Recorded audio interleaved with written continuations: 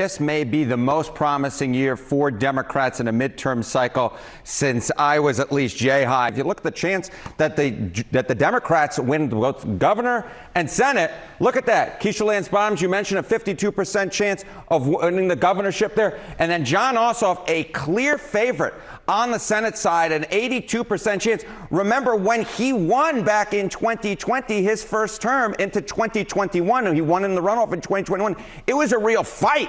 This is indicating that he is a clear favorite. He is the first Democrat to be a clear favorite for a Senate race in a generation. You know, I had to go back through the record books. The last time that in the same year a Democrat won both the governor's race and the Senate race in Georgia was 36 years ago. It was 1990. You had Sam Nunn winning re-election. You had Zell Miller being elected governor for the first time. Of course, Zell Miller became considerably more conservative down the road.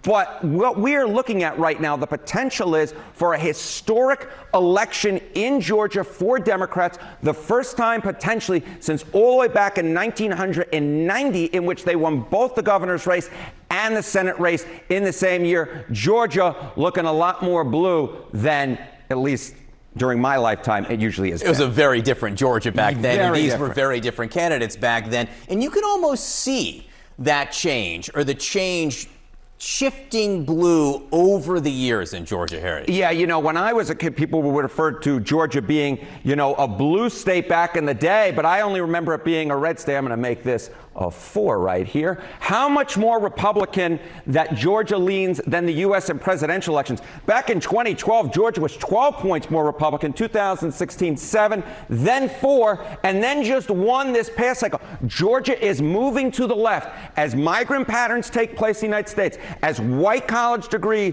folks around the Atlanta suburbs move to the left. Georgia becoming more and more purplish, dare I say blue this cycle, and that is why it wouldn't be surprising to me if you get a 2 for Democrats sweeping both the governorship and the Senate races, because Georgia's moving left. You see it on the presidential level quite well. Just as representative of the country. In some ways, as Georgia goes, so goes the nation there. There's one other number that may factor into this Senate race, at least in Georgia. Yeah, one other little nugget. Who has raised the most money for any Senate nominee in the entire country? It's Jon Ossoff with $60 million. I think he might be a prolific fundraiser, maybe something he might be using down the line in 2028 if he runs for president. Georgia may be telling for the future, at least for this gentleman. That's a lot of money. All right. That's a lot of dough right now. Thank you very much. Thank you, my friend.